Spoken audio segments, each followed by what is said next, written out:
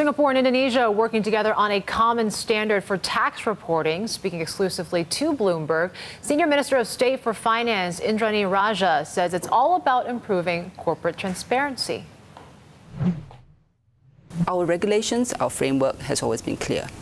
If you put money into Singapore, if you invest, you do business activity here, you should make sure that it's clean, that it abides by our governance regime, and if there is anything wrong with that money, it really is something you should be very, very careful about. So as far as we're concerned, where do people put their money? Why do they put their money in a particular place?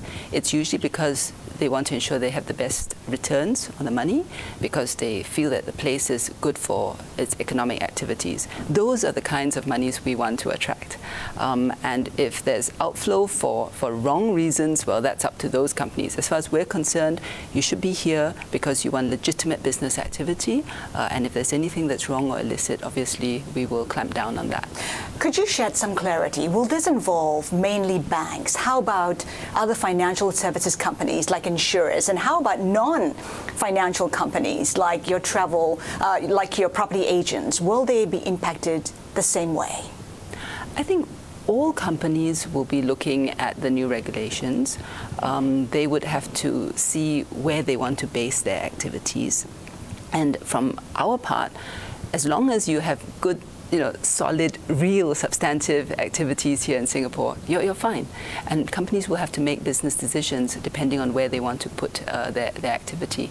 We are in an environment where data is being shared on a global basis. How do you ensure that that is being done within limits?